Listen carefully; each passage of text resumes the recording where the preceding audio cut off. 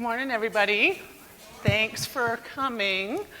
Are you having a great time at the conference so far? Good, good.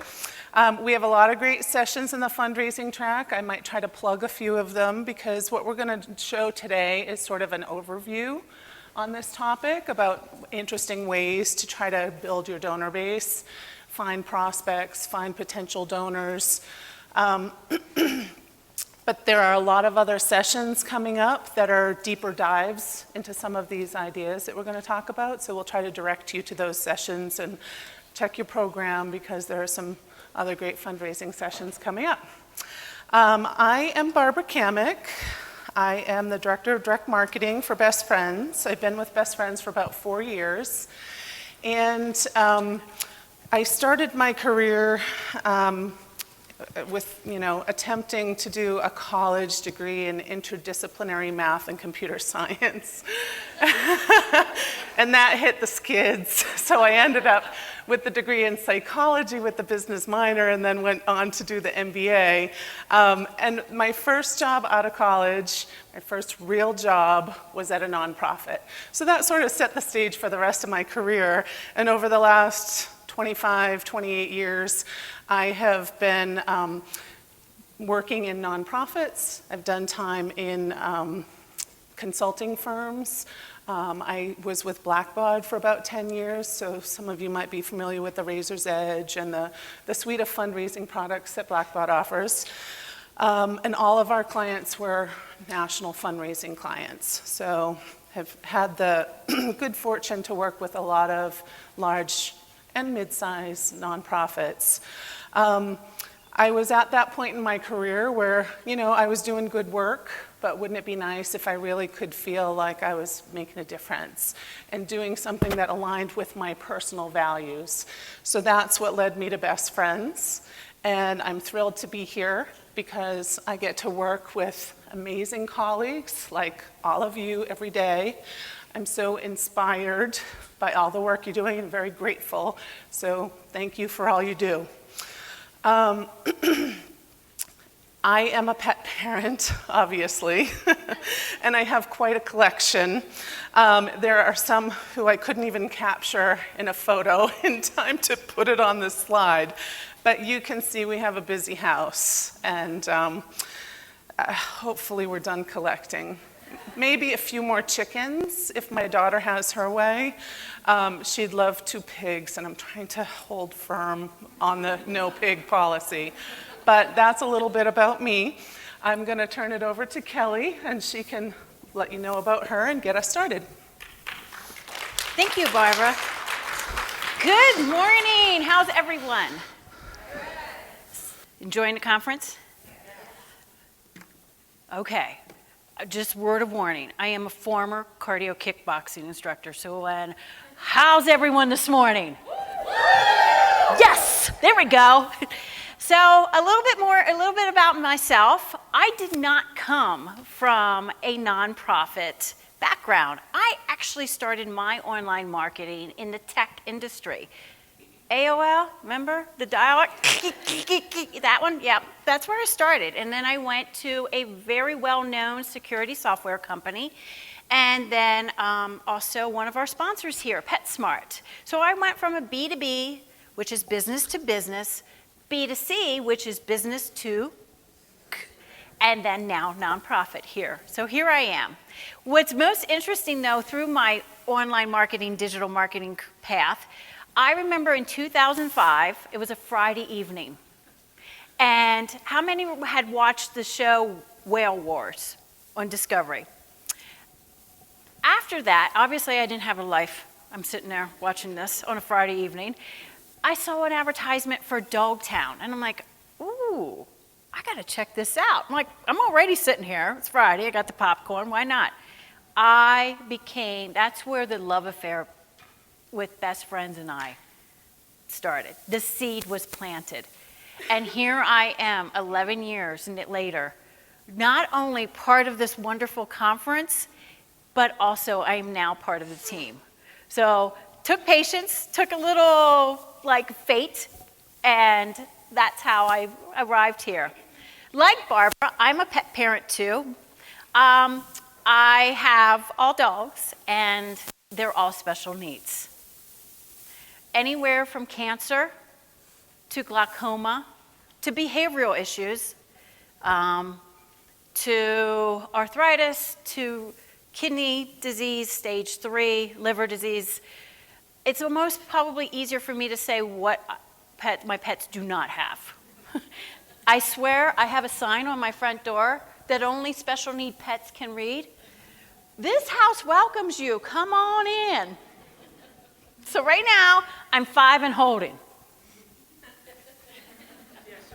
I was gonna say, ask that maybe a year from now, how's that working out?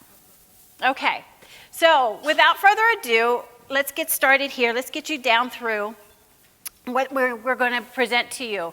We're gonna start first with the journey of a donor, and that is very important to know. What path, at what phase is a donor at? Are they in an awareness stage?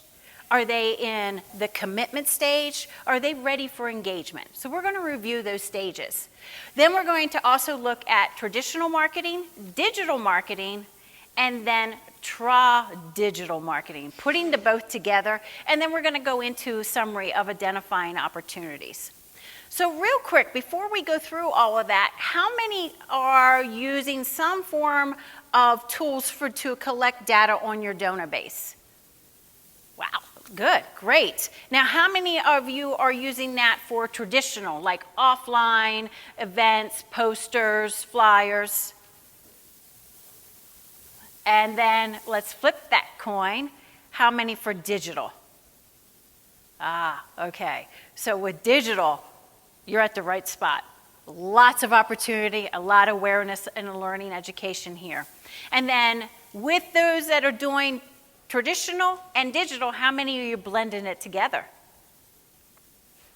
Great, you're at the right spot, perfect. So, journey of a donor. It is a path, and it starts in different phases.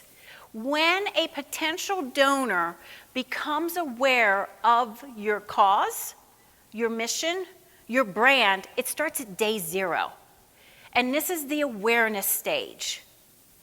And this is the most important stage where most, not only just nonprofits, but also some of your top Fortune 500s, they miss this opportunity because they are so focused on getting that donor or revenue or income, coming in. So this is a phase that I'm going to kind of spend a little time on here, day 0 through day 4. Then what happens is around day 7 and day 13 is where this donor, this potential person is coming to your site, your Facebook page, whatever it may be, it starts becoming engaged. And they're like, you know what? We believe in this. We're going to start coming engaged. We're going to make a donation. And this is where you start asking for those donations. And the third big chunk is commitment. And this is where the advocacy work comes in.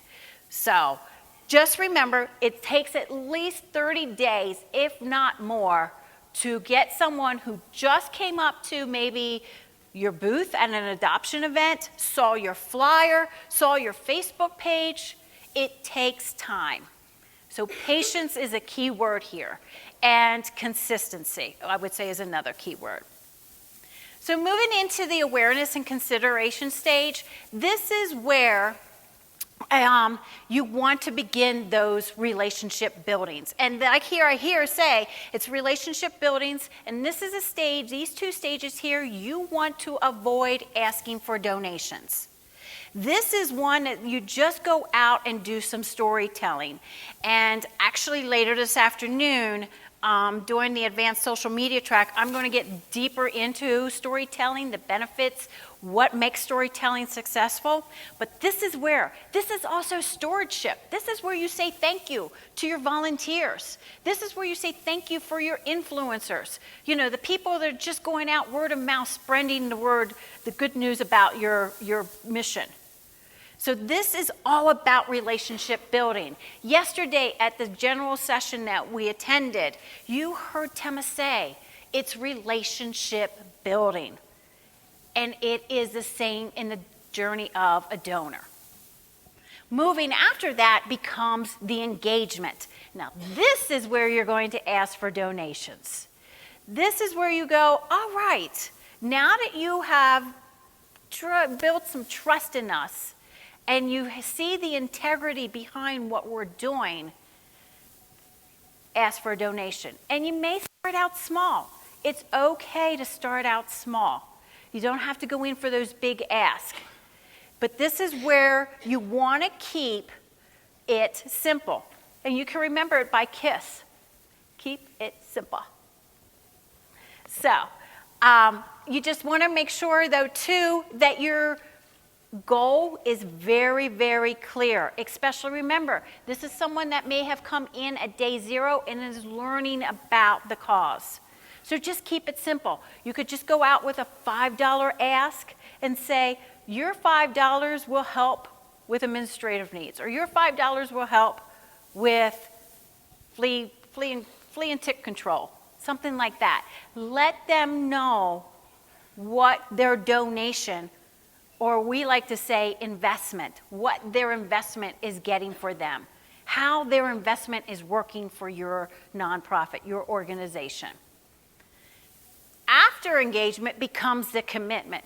This is like the final at the end of the journey. This is where the people that started out in awareness, then they committed and became engaged.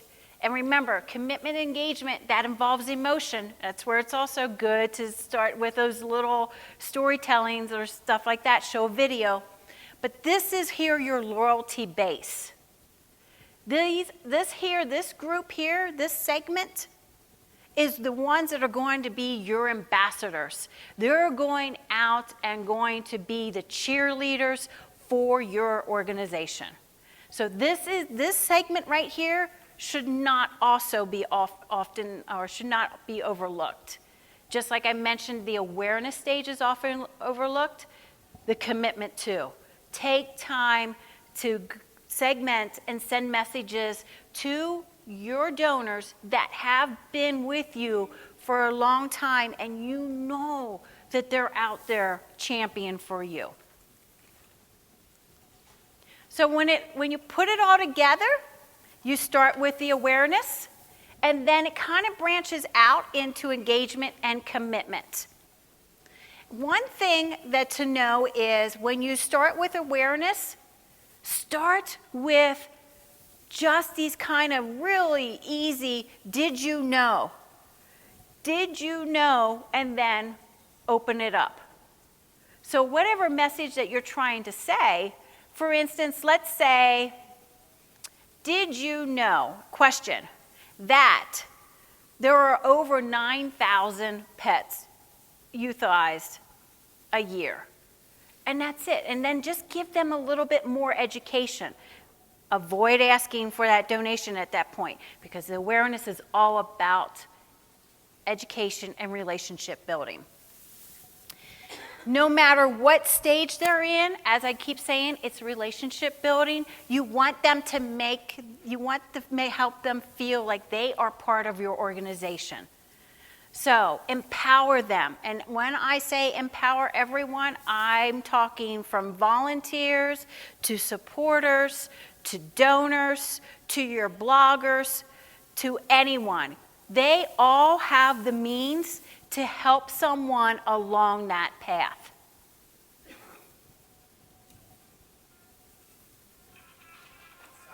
That's okay. At first I thought it was mine. I was like, oh, wait a minute, did I do it? So this is all good, and this is all great. But the problem is, if you don't have a plan, it won't succeed. How many of you have traveled here from out of state and created a plan, whether that was through airlines, cars, trains, automobiles? Right. Now imagine if you didn't have that plan. Where would you be? So how many of you have been on a road trip with someone who just wings it? No map, no nothing. How many? Okay, and I will admit, I am that person. I will go off the beaten path because I'll be like, oh, look at that road. And then I wind up lost. The same happens when developing a plan for your donor base. If their plan is not in place, the increasing will not occur. So one thing that you want to make sure is you have blocked out the self. The self is your organization, and that is in that awareness state. And also more toward, and then it just goes down into the engagement and the commitment. The us. This is your community. These are your volunteers. These are your donors. These are the people that are probably on Facebook commenting right and left and sharing. That is very important to have them involved as well. And then it's now. Definitely share the mission loud and clear, no matter what phase of the journey it is. Our mission is to what? Save them all. Okay, we're going to try that one more time. Our mission is to what? Save them all. Much better. I won't get how next I'm going to have to get up and jump it down. No. But here you want to build the story, and you want to start using family, friends, co-workers. Some of you may be working, at part-time at at your organization. You have co-workers that will be on board. You have free tools. You have free resources. You just open the doors and it will come in. And one thing that Barbara and I have done is at the end of this deck, which I just want to make a quick note, we have updated the deck, so anybody who had it on the app, this is now more updated. We have included an appendix with free resources, free tools to go out. And some of you are thinking, well, I don't have staff. I don't have a team. I would say to this, you do have a team, you have family and friends, and the other option, volunteer match. There is a huge database with volunteer match that there are experts in social media, copywriting, photography, videography that will be more than happy to come on for volunteer and help you. Maybe it's even creating a newsletter. Maybe you have never done a newsletter. Volunteer match will help you line up with that. And then don't forget about interns, especially for those interns that are like in veterinarian school or want to become a veterinarian assistant or a technician of some sort. There's another great resource. So, the self, develop the self, which is the organization. Develop the us, it's the community. And clearly state the mission, the now, the here and now, which is? Save it all. Okay. Alrighty. Most important aspect, though, is after you have created the plan and you start implementing it, and then you start seeing results come in, and this is often overlooked, it's the listening. Those shares, those engagements, those comments, they have valuable, priceless information in those comments. Take time to read, and again, like I said, if it's just you have one person, volunteer match. Go out and look for a social media expert to audit your Facebook, and look to see what is their interest. What do they want to see more of? Trust me, followers on Facebook, Instagram, all of that, they will tell you. They will engage with a post that is very touching to their heart. And what was most interesting too is, and I just read an article on this, they did a study. They did, really heart-pulling, heart-wrenching photos to the warm and fuzzy. And they were kind of interested to see what the response was. Do you know that the ones that were just ones that pulled on your heart, that you're just like, oh my gosh, how could someone do that, had the most engagement? had the most shares, had the most influence. So my advice here, do not be afraid to do some of those. Do not be afraid to explore. The wonderful beauty about digital marketing, which I'll get into, there are no wrongs. There are no wrong turns, and it's instant gratification. Okay, so that is the journey from awareness to commitment. Now, Barb here is going to take you through traditional marketing and how that starts tying into the journey. Don't go far. So this is just a quick couple slides so that you start to put a framework together of how traditional and digital come together to form what Kelly calls tradigital. Oh, advance me, Kelly. Thank you.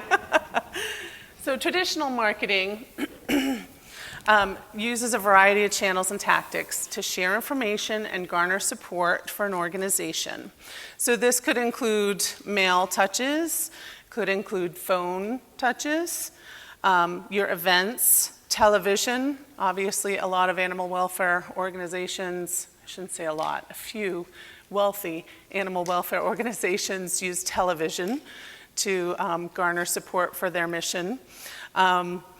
Face-to-face, whether that's through events or canvassing or personal relationships, and print advertising, what you're able to leverage in the public space. So in fundraising, we primarily use direct response marketing, and this is a format that presents a need to the individual and asks the person to take a specific action in response. This is an example of a package we did a couple years ago. It was interesting because it was not a traditional package. Here I am talking about traditional marketing, and this was not a traditional package. It was an interesting format because it was a self-mailer that folded into itself. And when it was unfolded, it had contents as well as a poster. So the left side that you see here is the poster. I shrunk the outer envelope, so that's in the bottom on the middle. So that's what the outer envelope looked like when it was sealed up and kind of folded together. You can see the address block there.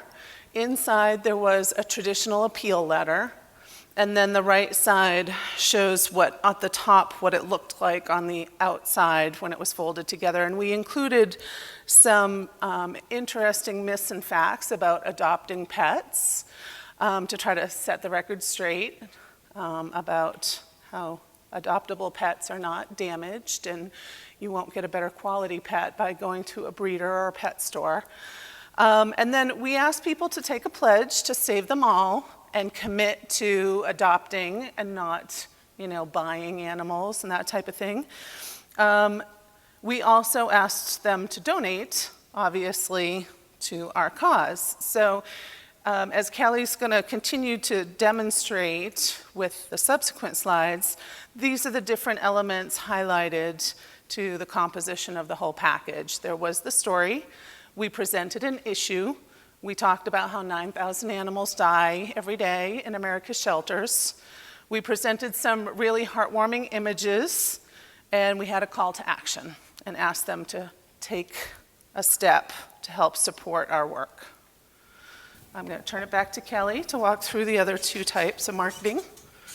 Okay, so thank you, Barbara. Yep. When I asked how many are doing digital marketing right now, there appeared to be a large opportunity. You may be sitting there and go, well, why digital marketing? What's the importance of digital marketing? Did you know that April of 2016, there were over 1.5 billion users on Facebook? 1.5 billion. How many do you think, how many users for Tumblr? Any guess? How many even have heard of Tumblr? Let me go back that way. So Tumblr is more like a blogging platform. 555 million followers on Tumblr as of April 2016. Any guesses for Instagram? It's actually less than Tumblr, which I was shocked about, but it was 440 million. Still, that's amazing. When I hear these numbers, I see opportunity. I see an area to go out and explore, because remember, I'm the one who doesn't use a map. I'm Dora the Explorer. And go and start spreading the word about no kill. Go and spread about your adoption events. What's also most interesting, there's another platform, you guys may have heard of it, called Snapchat. Now, Snapchat does seem to be more appealing to the 18 to 24 bracket year-old. But what's most interesting, too, is we need to realize they are our future donors. They are our future personal fundraisers. They are our future, period. They are the future. And they are out there on Snapchat. And over 1 year span, 2015 to 2016, Snapchat has recorded over 64% growth in that demographic. This is why digital marketing. This is why it's important to start considering using digital marketing in your fundraising and adoptions. So as I was just sharing some highlights or some numbers, think about your own day-to-day activity. Google Maps, Google itself, Facebook, Twitter. You may be using an app. If you're using it, the vast majority of the population is using it too. This is why. And one thing about digital marketing, it's instant gratification. You can get results just like that in 24 hours. So you will know if something's working or not. And it costs little. It doesn't cost that much. And there's reporting. You can track back. And I know that probably some of you are just like, yeah, I'm not there yet. I don't know about that reporting. That seems more like chemistry. It's okay. We'll get you there. So, for those that may not be familiar with digital marketing, it's taking all promotional events, adoptions, donations, and pushing them out through the universe. Huh? Well, it looks like that. It's Flickr, it's YouTube, it's Twitter, it's Instagram, it's Pinterest, it's a blog, it's your website. Anything I'm missing? Snapchat. It's all of this. And yes, I even have camera, because I see some of you, which is great, thank you, taking photos. That is digital marketing, because you can take a photo and then upload it onto your Facebook account. And you just did marketing. How simple was that? It is a phone, and our phones have video. Did you know that the YouTube channel is the second largest search engine? Of course, Google, right? But YouTube comes in at second. Now, I was curious, and I looked up animal welfare, pet rescue, and how many searches are in a given month. Anyone take a chance on how many searches, those keywords, pet welfare, pet rescue? Just throw a number. Millions. You're right. Millions. And then I did it out on YouTube, and it actually surpassed Google. Video is your next up and coming. People want to see. They want to experience. Words are great. Words kind of helps paint a picture. Think of a good book. How many have gotten lost in a good book? Yeah, because you get that creativity, you get that imagination. Video takes it one step further. Video allows, because there are a lot of visual people, right? They want to see it. And as Gregory mentioned yesterday, virtual reality, it's here, it's coming. It's going to help us give that 3D experience. This is why digital. Digital will increase your donor base.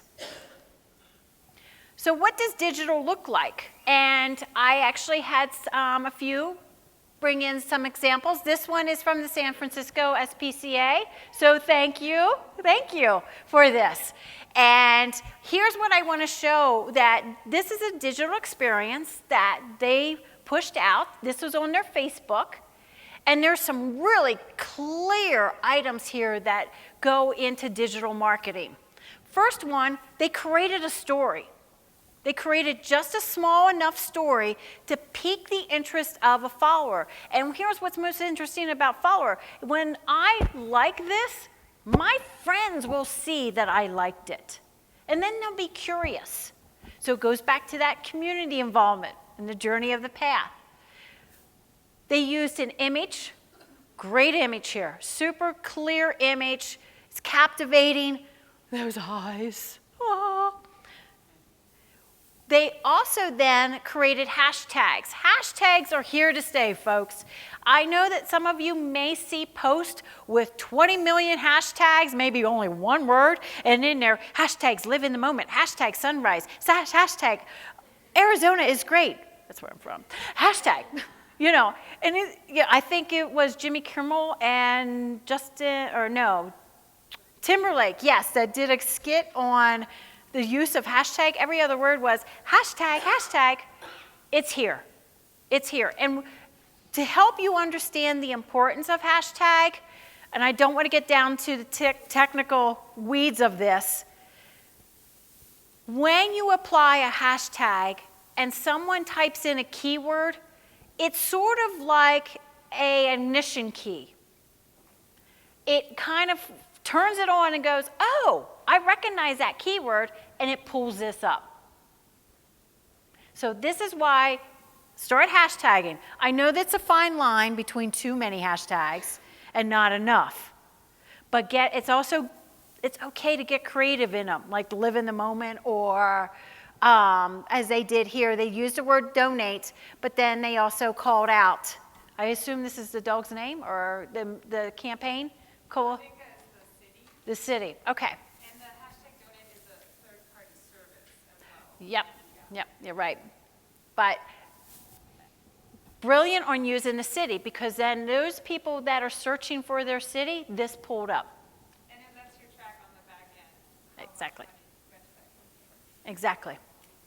And then call to action. Call to action, you could put in CTA, call to action. Very clear.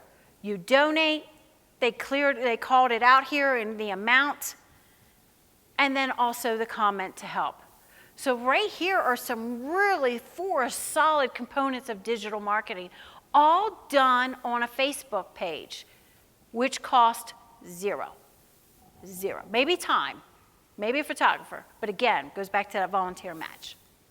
Another great example, same organization brought in, was this one. Now, I wasn't able to capture everything, but I wanted to capture the important components of this.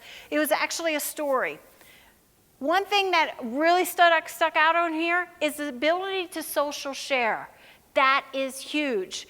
If you're doing a page, if you create what we call a customized landing page or a dedicated form, make sure that you have the social icons up there so that people who really like the story or have the ability to share it.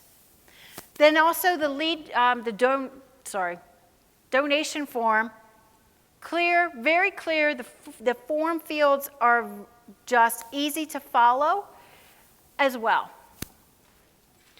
And then I think that this is the continuation of that first one. I couldn't get it all in, but it's a great story. And down below then was the use of video. So they started with the story as to why they would donate and what the purpose is, and then they started getting into the storytelling. What was most interesting is when you went out to Google and did a search on that, look how many searches on this particular campaign. Close to 30,000 searches. This is called a search engine result page, SERP. And the fact that they were able to, they dominated the page. This screenshot doesn't even begin to capture it. But they owned that whole page. And what's really well done is they also had their video here. So that helped bump not just these two, but also the video tied into the social sharing. Video, video, video. If you miss anything else in this whole thing, video, the use of video. Okay, so Barbara shed some light on traditional. I just went through digital. Now we put it together, digital. Why? It's blended together. Think of a recipe. You are not able to cook, right, with just one ingredient. You cook with multiple ingredients. And then you're a better baker than me, and your cake comes out well. But you get the point. So here, traditional marketing starts the conversation. These are the flyers, the posters, the events, the direct mail pieces. And then what happens is digital marketing kind of comes in on the back end and ties it together. So someone is, let's say, at the grocery store and they see a flyer for the adoption event. Where do you think they're going to go next? They're going to go out to Google. They're going to go out to Google and type in a keyword or type in events in that location. So when you tie the two together, a flyer, traditional, Google, digital, it's a blend. And it will increase not just your donor base, but it is going to increase your donations as well as your adoptions. So here kind of looks together. You have traditional, you have digital, equals digital. And it looks sort of like this in an example. You have the flyer, you have a digital photo. Maybe someone took a photo of that poster in the store. They went out to Facebook and posted it up for you. They're starting to work. They're starting to be the event coordinator for yourself, for your cause.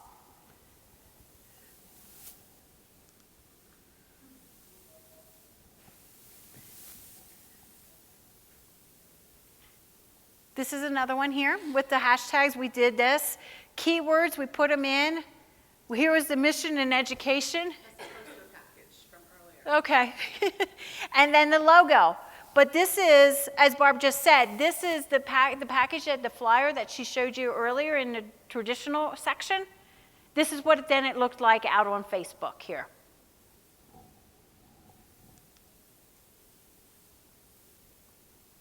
If you first looked at this, would you think that was traditional or digital?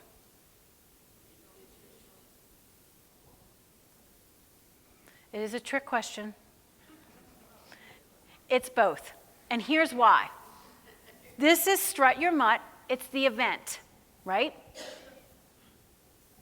And then what we did is we took the recording and uploaded it onto YouTube. So when we optimized the video, we put keywords in. When someone typed in Strut Your Mutt, it came up. We also have the logo, and see how that works together. I encourage you guys, it's okay to get creative. How many of saw a story recently of a bride? I know this is a little off topic, just stick with me here.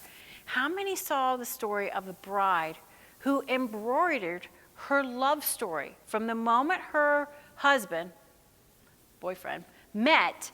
She took that whole love story and put it on the train of her dress. Do you see that? You talk about digital marketing. And the reason I'm bringing this up is she was the designer. She's a very well-known designer. So she took something that was offline, her love story, her wedding train. She embroidered it. She created video or photos, digital, and put it on Instagram, digital, and put that all together for digital. And from what I understand now, there's a back order on customized wedding gowns from this designer. Brilliant, just brilliant.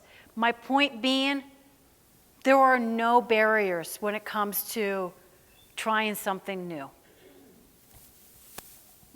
I know it's the hard and tile, but there are no barriers. So now, it's about identifying opportunity. Now that you know the path, now that you know the different segments of marketing, it's how do you identify these opportunities? Goes back to that plan and the map. There are what we call strategy questions. Strategic questions that you want to ask yourself. What will success look like? Will it be XYZ amount in donations? Will it be XYZ amount in adoptions? Only you are able to identify that success metric. Which part of the donor journey are you going after? Are you going for the awareness? And if you're going for that awareness part, then it's not donation, but maybe you're looking for an increasement in followers or engagement. You know, how many likes, how many shares? How will this campaign be delivered? Is it going to be the blend of traditional, digital, or is it just going to be traditional? Who's your target audience? This is, and I can't get into this because this is a whole different conversation, but knowing who your target audience is crucial. Are it your baby boomers? Is it the Gen X? Is it your Gen Y? Is it everyone? Is it just the cats? You know, the audience that just likes cats. What about the horses? What about the dogs? These are all different segments. And when will it go live? Consistency is the ecosystem here. So opportunities is direct mail, posters, flyers, newspapers. We went through this. Digital, email, newsletters, blogs, photos, storytelling, which I'll get into later this afternoon in the advanced social media, mobile, website. The Holy Grail, in the middle, traditional. So now Barb's going to take you through all of these examples. We have 15 minutes.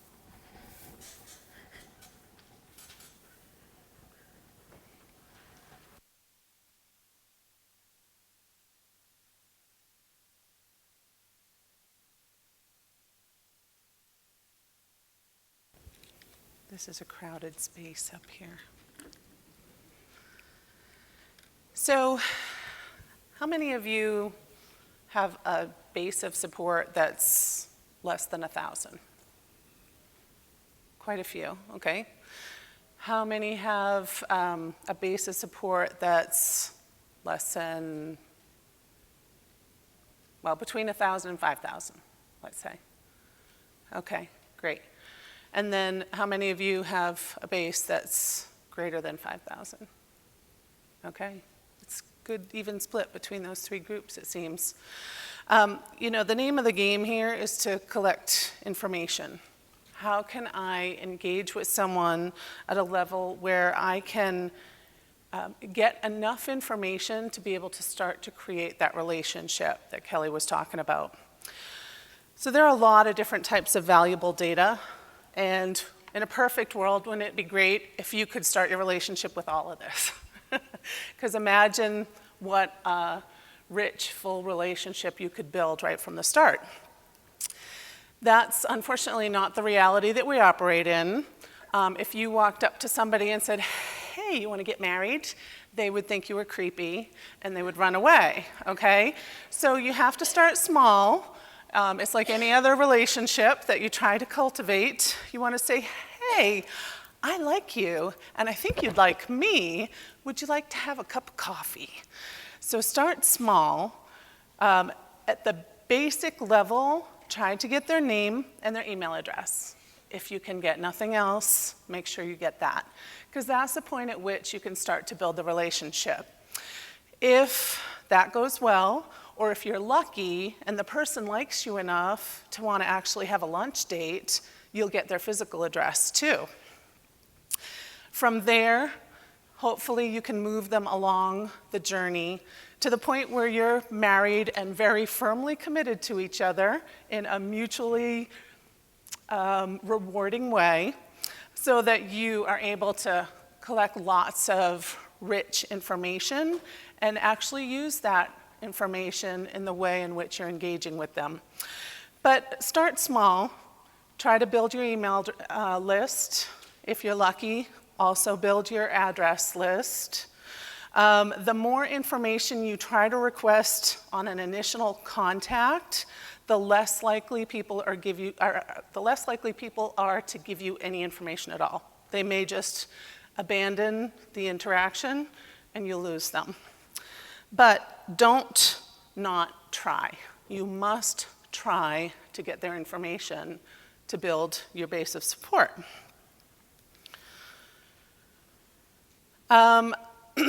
We want to give you a few guidelines about the ethical collection and use of data. It is acceptable to rent or exchange another organization's list for a single contact. There are list brokers that allow you to do this and will help you do it. You own that name if they respond to you, but you're not able to continue to communicate with them unless they don't respond. You should always have a way to manage communication preference requests. So if somebody says, I don't want this type of communication, don't send me any communication, I only want to hear from you once a year, have a way to honor those requests. Otherwise, you could damage the relationship along the way. The DMA is a direct marketing association. They have a mail preference list, and they have email preferences out there as well. Any ethical marketer should be using those preferences in their marketing to make sure that they're not contacting people who have asked to not be contacted. Now, that doesn't apply to someone who has given you their information. If they've given you their information, they're yours, they want to hear from you. Don't suppress them unless they specifically ask you to. You should publish a privacy policy. So the person who's entering into the relationship understands what you're going to do with the information they share with you. And they can decide at that point if they're comfortable with that sharing. Comply with Can-Spam Act. I'll talk about that a little bit more in a minute. Also, make sure you're aware if you do any raffles, contests, there are legal definitions for those types of engagement. The laws differ from state to state. Make sure you're in compliance with those laws if you try to do any type of contests. Okay, so how to not build an email address. You can buy email lists. There are some companies that are compilers that give people the option to take a survey and indicate if they're interested in specific topics, then it's okay to pass their email address on to an organization that's going to communicate with them that way. However, those are not usually very productive. You typically want a person to really take an interest in your organization and give you permission to contact them. You should not take an email address from anywhere else aside from the person that you're engaging with. So you shouldn't take a list from another organization without their consent. Every email address that you add into your repository of data should be opted in to receive communication from you, and you should have that permission from that person directly. You don't want to get reported as spam. That could really hinder your marketing efforts. So if someone doesn't know how they got on your list, they may mark your message as spam. And if enough people mark you as spam, the mail servers may begin to block you. So you don't want that to happen. So again, just make sure that everyone you're communicating with says that they want to hear from you. An opt-in means you have permission to email them. If someone has opted out, they're telling you that you do not have permission to email them. They either don't believe that they ever gave you the permission, or if they gave it to you, they're revoking it. So this is the law for the Can Spam Act. It requires an unsubscribe option on every email, and it prohibits the use of lists acquired without permission. It also prohibits falsifying sender information, and then there's lots of other legal jargon in there too, but make sure you're familiar with those points and comply with them. So back to the most basic of traditional marketing. How can we build a mail list when we don't have any names? So what you can do, as I said, you can use a list broker, and if some of you have never done this and want some advice on how to do it, share with us your information, and we're happy to follow up with you. So this is an example of some lists that you may work with the list broker to procure. You're renting them for one time. You may mail them once unless you've made other arrangements. And then you can add them to your CRM system and contact them ongoing once they respond to you. There are also some organizations that compile lists from online orderers, catalog orderers, or magazine subscribers. And then these organizations, Abacus and Wyland, are two that we use fairly frequently. They actually will develop models. If you have a donor base already and want them to identify people who look like the people who are your supporters, they will overlay that information to help identify the people who are most likely out of those compiled lists to become supporters of yours. There are also, if some of you are in local areas, not national, there are municipal lists that may be available, sometimes for a very small fee, sometimes for free. And you can inquire, in your county office to see if that's a possibility for you to be able to do a prospect mailing without having to spend a lot of money on lists. Because as you can see, the cost per thousand in column Z can be pretty expensive. This is an investment, and your organization has to have the stomach for investing in the future. You're going to lose money on a prospect mailing initially. If you don't, you're super lucky. Your response rate is likely going to be anywhere between 0.5% and 1%. So 99% of people won't respond, which is kind of sad. But the 1% that does respond, if you can get them to stick with you, the payoff will happen in years 2 and 3.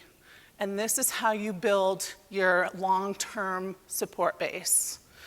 But again, your board and your leadership has to have the forethought and the fortitude to be able to invest in this strategy.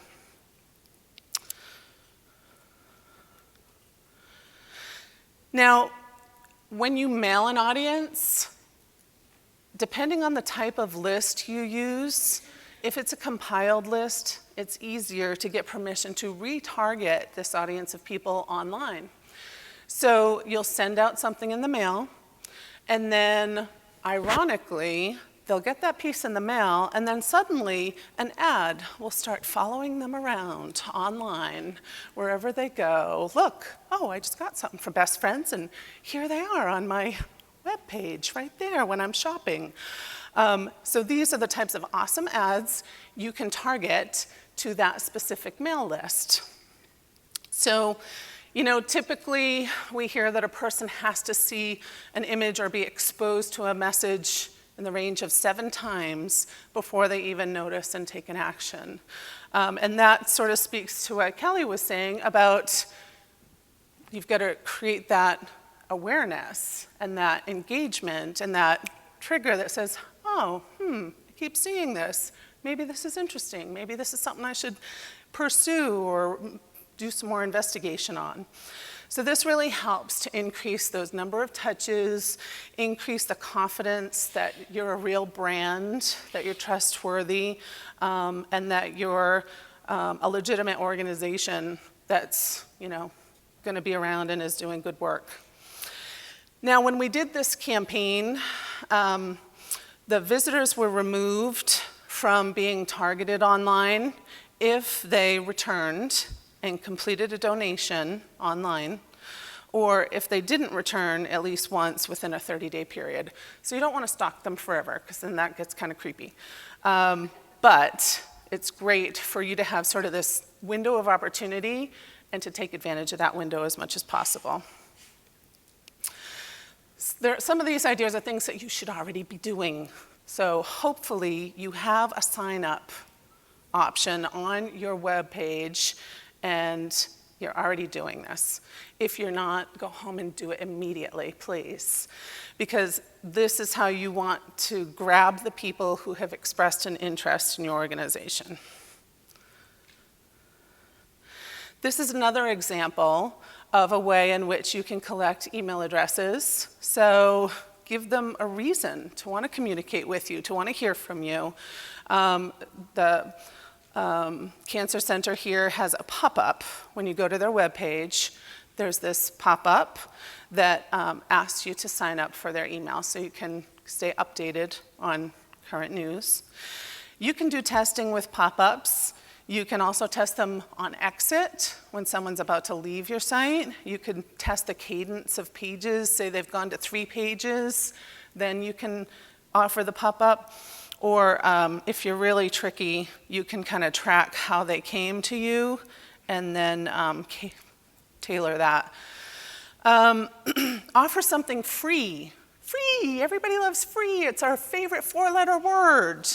So even if it's something that's really cheap or something that you would do anyway, make it seem like it's something really great that they really want to have, sign up for it. The example here in the middle offers you the option to download this. You can customize this pet rescue alert that you can hang in your window so that if there's ever an emergency, the emergency personnel will know that there's a pet inside and what that pet looks like. And obviously they're asking for name and email address. You're always going to ask for name and email address. We did the same with the Best Friends magazine. The Best Friends magazine is a benefit of membership. If someone gives $25 or more to Best Friends in a 12-month period, they're going to automatically receive the magazine. This is positioned as if we're offering you a chance to subscribe, and we're going to ask you to make that donation that makes you qualify for that magazine. You can also offer tours. If you have a good partnership with a local business, they may give you some gifts or discounts that you can offer. Always make sure you're gathering the information when you have something good to offer up. A goat sticker. Who wants a goat sticker? See?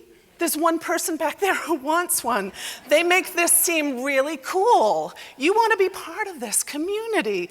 Join the horde. Keep spreading the goat stoke in new places, and we'll keep sending stickers your way. We love our international customers, but at this point, we can't ship freebie stickers outside the USA. We're working on it. Don't get too bummed. So they're creating this whole funny goat community that people want to be part of, and they're creating a hype around it. The goat sticker probably costs them 3 cents, and then it costs another few cents for postage. This is a really cheap way for them to get their logo out there, create that sense of community, and make people want to be part of it. Ask people to take a pledge to adopt or save them all. Ask them to sign a petition. And everybody wants to join a group of people with similar values. So create that community. Create something that people want to be a part of. So the Humane Society International had this interesting ad about signing the petition to not buy Dories. So the lesson here is obviously collect your information from all of your constituents. If your adopter page doesn't have, or your adopter form, and again, a lot of these tactics can be implemented online or offline or a combination of both. It's not one or the other. So if your adoption forms aren't asking for email address, make sure you get that email address, add it immediately. The same thing with all of these other potential constituent groups. These people are donating to someone. You want it to be you. So make sure you're capturing the information from these people and engaging with them to bring them along that journey. Use peer recruitment. So this is a great example of how you can get one of your supporters to leverage their social network to support your organization. This gives people a conduit to be able to say, you know what, I feel passionate about this cause, and instead of having stuff for me, I would rather have stuff given to the animals. I would rather save lives than to have a gift. So this is a great way to leverage that network. Don't let someone come to an event and not know who they are.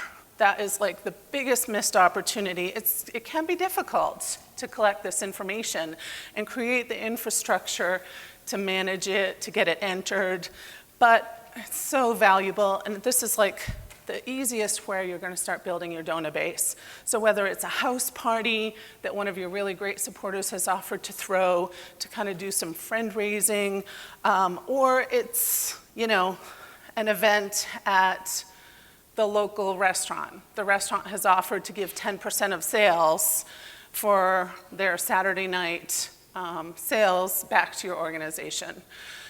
Do everything you can to try to collect the information from those people. You don't want someone to walk in, have a good experience, and not keep in touch with them. So Barb, I'd like to share, I'm sorry guys. Yeah, come in. Yeah, there's an example that I was sharing with Barb yesterday. In Phoenix, there is a rescue agency. They're called Rusty's Angel Sanctuary. They just rescue senior pets, the ones that are usually taken to the shelter because too old. What they did is they had an event. They opened it up to the public for a viewing, a special viewing of Life with Pets. But what they did is they had come to the movie, pay an additional $5, which will be a donation to the sanctuary, and then also bring a blanket or whatever, and they collected emails. In that one night, they raised over $1,000 in cash, the Benjamins, plus over $2,000 in in-kind donations. Brilliant. Yeah, and that's something somebody probably wanted to do anyway, and now you've given them a really strong reason to do it and feel good about doing it. So make sure you identify those types of opportunities as much as possible. So contests, we talk about contests, raffles, giveaways. There are lots of ideas out there of the types of promotions you can do to kind of drive traffic. We're almost to 40,000 fans. Click like to celebrate. The 100th will get a free t-shirt or a free lunch with our CEO or whatever experience it is that you're interested in offering. So there are lots of great ideas out there. These can work really well to drive traffic, drive likes, drive just, you know, get your brand out there more broadly.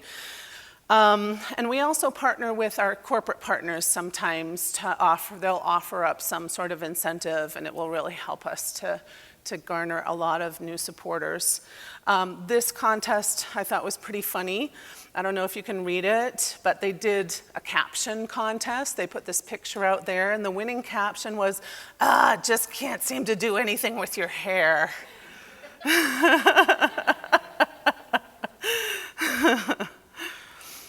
Create awesome, shareable content. You do this, and then others do the hard work for you.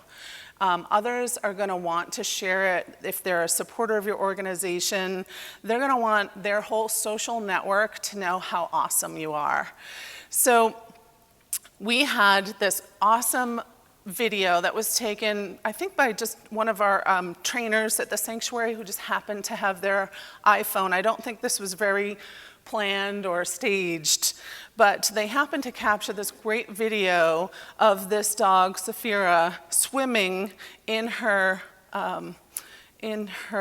ball pit. There's like a kiddie pool that's filled with balls, and she just was going crazy and having such a blast.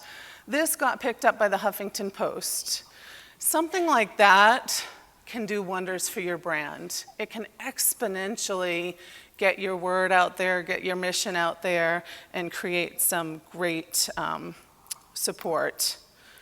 And then this was from someone who is here at the Best Friends Conference. They were doing their Pokemon Go app.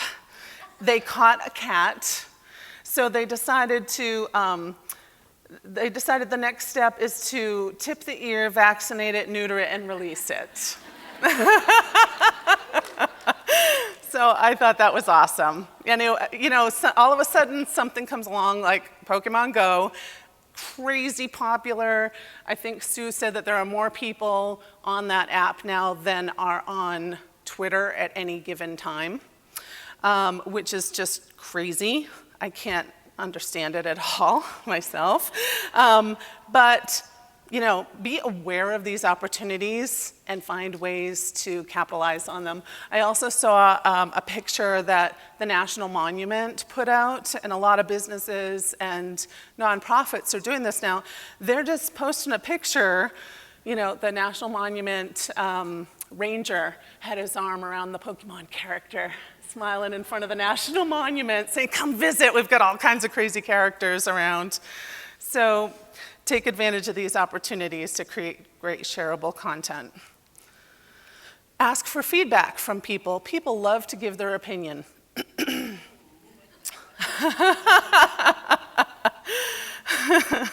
So give them the opportunity to talk to you. Capture information from people who give you a review, comment, give feedback, give them the opportunity to vote on something. Do you like animals in Halloween costumes or not so much? So you may find that your supporter base has strong thoughts on that. Third-party email acquisition is a great way to acquire new email addresses fast. This is greater good, and this is the opportunity for, you to create something that looks like a compelling cause, and people can opt in to sign up to get your updates. These third-party tools are typically not as well qualified as the email signups directly to your website, but still worth having. You can do sponsored emails. So while you can't take an email address from another organization and use it as your own, you can approach a partner, a nonprofit or for-profit partner, if they'd be willing to take their list and promote you. So if you have a great relationship with your local vet and they have 5,000 people opted in to get updates from their office, approach them and say, "Hey, we have this going on, or we have this need. Would you send this email on our behalf and do a promotion for us?" That is perfectly fine. Then if the person responds, they're yours. Again, the opportunity to vote. This was a campaign that we did. We gave people the chance to vote for the cover of the calendar, this year's calendar that just came out. They could vote without donating. And for those people who just gave their email address, we asked for an email address and address. If they didn't give a donation at the time they voted, then we included them in the mailing for the calendar. So hopefully when they receive the final calendar on which they voted, they'll be inspired to give a gift, and that will sort of move them along in that journey. Everybody wants to take a survey. Wouldn't you want to know how interesting you are? I would. So create a survey that does something fun and whimsical that can engage people and interests them. Here's another kind of survey. What kind of pet are you? Are you a dog? Are you a bird? Are you, scruffy, fluffy, whatever? isn't that fun to be able to have something like this to play with? But again, make sure you're collecting the person's information. In order for them to play, they should be at least giving you their email address and their name so you can keep in touch. Ask for user-generated content. Have you adopted a senior pet? Share your story. This, another engagement opportunity that people are really inspired by. This I thought was great. This is something that the March of Dimes does. It's a page where you can just post a message. They ask for your first name, last name, email address. You put your message in, and then it creates a Post-it note. You take that Post-it note, you drag and drop it on the page. There's my Post-it note that I created right in the middle. That's me, Barbara C. Facebook ads are a great way to promote your message, ask for donations, or create engagement opportunities. There's going to be more on Facebook. I think Kelly's going to talk about it a bit this afternoon. And then Jesse and Shay have a session on social fundraising tomorrow at 3:30. So they'll go into more detail on how to do this. But again, great shareable content. You can promote these so they show up in the news feeds of people who look like people you want to acquire. Vehicle donation. We have had such a great experience in the last year working with the vehicle donation partner that we use. It's Cars. You'll find them in the exhibit hall. It virtually costs nothing to set up this program. They will walk you through the whole process. They just gave us an award last night to celebrate 200 vehicles donated in the past year to Best Friends. And this is a great revenue stream for us. We've been happy with the customer service they've been providing us. It's a great way for you to not only advertise this to your current donor base and to your community. You can create a community cleanup campaign around donating your old vehicle. And how it can go to support a great cause. But it also gives you the opportunity, as Kelly was showing, in those Google searches, it gives you the opportunity to create keyword searches. So if someone in your area just goes in and types vehicle donation San Francisco, you pop up as an option. And it's bringing in new donors for us at a fairly decent level, and hopefully creating an opportunity for us to continue to engage with them and keep them long term. And email, of course, is a great way to advertise this to those that you're able to email with too. Print ads in the newspaper, you can put this anywhere. Pick a channel, put it there. It's going to work, I guarantee. And it's going to cost you almost nothing. So one of the big takeaways, I think, is be where they are. So as Kelly was saying, identify who your prospective audience is and go there. Be where they are. If they go to the vet, put copies of your newsletter or some other publication at the vet office or a local business, the pet store, the pet supply food store, or wherever they're going to be. Always make sure that your information is complete and includes a URL. It's the worst thing is for someone to get an opportunity to do an interview or get an ad in the paper. It's a great story, and that's all it is a story. There's no call to action, no. For more information, go to bestfriends.org, sign up for our updates. Make sure that you have some kind of call to action and give people a way to engage with you. Create a donation box in the local businesses. If there's a farmer's market, be there, have a presence there. Offer to do a presentation to an audience that includes your target market. If there's like this upscale 50-plus retirement community and you'd really love to grab 100 of them as your supporters, go do a presentation, take some pets, spend some time over there, be present and make yourself aware to them. Face-to-face engagement can be really, really powerful. Some people, this could be at, a booth somewhere. I think Gregory touched in his opening address. Best Friends was built on tabling. The founders in the early days would set up a table in front of a grocery store in LA, and they would meet people, talk to people, collect their information, and that's how they started small and built their base of support. Face-to-face engagement can be extremely powerful, and you really want to take advantage of it as much as you can. It can be kind of expensive in terms of manpower, of course. It's extremely expensive if you try to outsource this to a company that actually does it, so I wouldn't recommend that. But you can use your volunteers. You can, if you have a college nearby and you have some kids in the acting program, recruit them to be advocates for you. Have them walk a busy corner or walk an event or do whatever they can to mingle with people, share your message, and gain some support. I was at a conference once and somebody showed a video clip.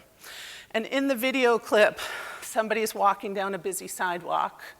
And somebody walks up to them and they're like, oh my gosh, how are you? Oh, I haven't seen you in so long. Wow, how's everything? How's the family? Are you guys still living in the same place? Like, has anything changed? Gosh, what's it been? 3 years, 5 years? Have you talked to Joe lately? How's your aunt? Wasn't she sick? And the person standing there like, dumbstruck. They have no idea what's going on. And then all of a sudden, the person stops and hands them a card for the Alzheimer's Association. Holy crap, how powerful is that, right? That's the aha moment where you've just brought the person into your mission and just had a way to share that in a very powerful way. Now, that's an extreme example, and some people might feel a little tricked by that tactic, but how can you create that magic in your own work? How can you bring someone into your mission and feel like they have that powerful connection and they need to help you achieve that mission? We have the luxury of animals. Everybody loves animals. They're an instant conversation starter. So share that. Share their stories. Bring people into your experience. Make sure you publicize your news updates. Share the good news. Share that news wherever you can, online, offline, any way you can make yourselves aware to your prospective donor base. Best Friends has a recurring column in our local paper. Now, we're a national organization, so most people don't even see that. But isn't that great that we have that local presence? And if you have a good relationship with your local paper, you could be doing the same. Just giving them tips and tricks for, managing different situations or sharing a need, sharing a story, success, whatever. And again, always give people a way to get in touch with you. Don't let a great story go out there without giving them a way to engage. So, you want to come up again? Sure. So in summary, we want to make sure that you recognize those opportunities to integrate your online and offline strategies.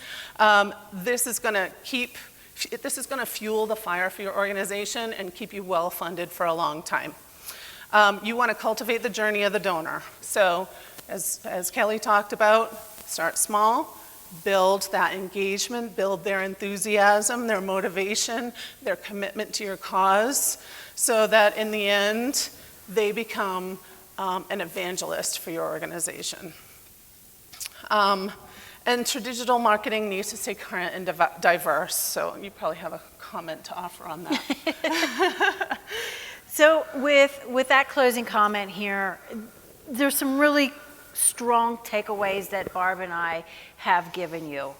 One is diversity, and it goes back to those questions: the who, the when, the how, the why.